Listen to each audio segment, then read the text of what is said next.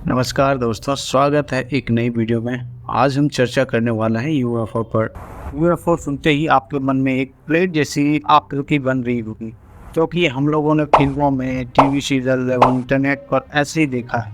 तो चलिए आइए वीडियो पर आगे बढ़ते हैं और जानते हैं क्या है यूएफओ और क्या अमेरिका यूएफओ के बारे में जानता है। क्या सरकार यूएफओ के बारे में सब कुछ जानती है पर जनता से ये बात छुपा रही है? क्या वाकई एलियंस होते हैं? एलियंस के बारे में सब कुछ सरकार जानते हुए भी जनता को नहीं बता रही। ये बहुत सारे क्वेश्चन और सवाल आपके मन में उभर रहे होंगे। तो चलिए इस वीडियो पर आपके क्वेश्चन और सवाल का जवाब ढूंढते हैं। चलिए बढ़ते हैं आगे। हाल में ही एक अमेरिकी व्यक्ति जिसका नाम डेविड ग्रश है, उन्होंने दुनिया को चौंका देने वाली बात बताई है, जिससे न्यूज चैनल पर काफी चर्चा में बने हुए हैं। डेविड ग्रश, जो कि यूएस नेवी के रिटायर्ड मेजर जनरल रह चुके हैं, उन्होंने यह दावा किया है कि 1930 ईस्वी में हुए यूएफओ क्रैश में कुछ बॉडीज पाई गई थी जो इंसान नहीं थी। अमेरिकी संसद में बुधवार को यूएफओ और एलियन को लेकर सुनवाई हुई। इस दौरान यूएस नेवी के पूर्व intelligence officer retired general major David Grusch ने दावा किया है कि अमेरिका कई सालों से यूएफओ और जुड़ी जानकारियां छिपा रहा है। उन्होंने ये भी कहा है कि America in UFO research engineering पर काम कर रहा है। द गार्जियन के मुताबिक मेजर ग्रश ने 2022 की आखिर तक अमेरिका की डिफेंस एजेंसी के लिए यूएफओ से जुड़ी संदिग्ध घटनाएं पर एनालिसिस करते थे। उन्होंने बताया कि सरकार को एलियंस मिले थे और वो उनके स्पेसक्राफ्ट पर सीक्रेट रिसर्च कर रहे हैं। ग्रश ने कहा कि उन्हें काम के दौरान कई सालों से क्रैश हुए यूएफओ पर चल रही रिसर्च और रिवर्स इंजीनियरिंग प्रोग्राम के बारे में पता चला था। हालांकि वो उन्हें इस प्रोग्राम को देखने की मंजूरी नहीं दी गई।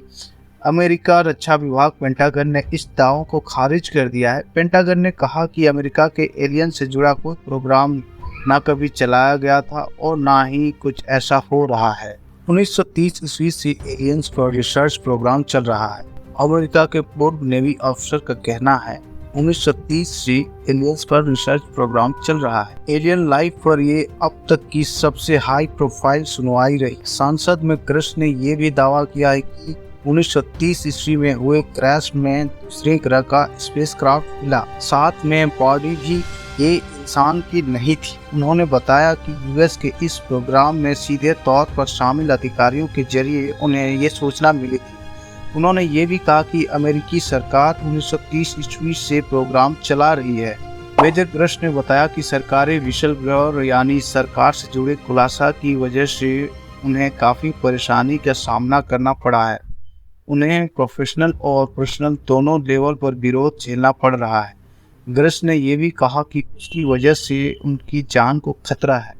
दरअसल जून में ग्रश ने पृथ्वी के बाहर जीवन होने और अमेरिकी खुफिया एजेंसियों के पास दूसरे ग्रह से जुड़ी बेहद अहम जानकारियां होने का दावा किया था। उन्होंने कहा था कि वो संसद के सामने सबके सबूत पेश करने को भी तैयार हैं।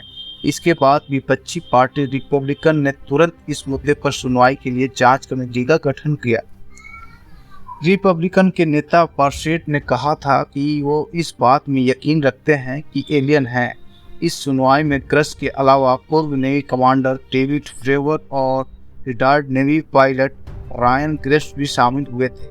इस दौरान इन दोनों ने ही एलियन स्पेसक्राफ्ट देखने का दावा किया है। अमेरिका ने यूएफओ देखने की बात स्वीकारी थी। 2020 में यूएफओ की जांच के लिए बनाई गई अमेरिकी टास्क फोर्स ने एक रिपोर्ट जारी की थी। 9 पेज की इस रिपोर्ट में अमेरिकी गवर्नमेंट फोर्स के जरिए 2004 से 2021 के बीच 144 यूएफओ के बारे में जानकारी दी गई है।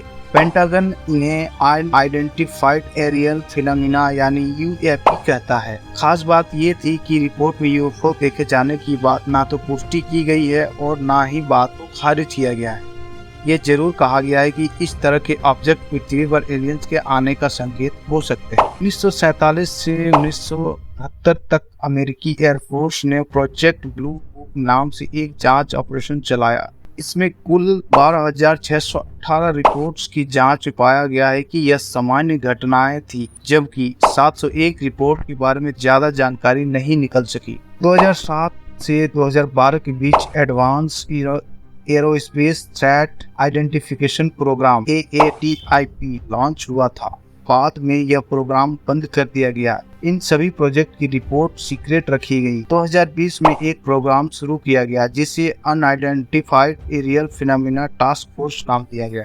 दुनिया में कई देशों में चल रही है UFO study. America pentagon task force UFO की स्टडी कर रही है। एलियंस होने का कोई भी पुख्ता डेटा नहीं मिला। चिली एयरफोर्स के साथ मिलकर यूएफओ की जांच कर रही है। इसका नाम CFAA है। चीन 500 मीटर तक स्फेरिकल टेलीस्कोप लगाया है। इसका मिशन एलियंस के कम्युनिकेशन सिग्नल का पता लगाना है।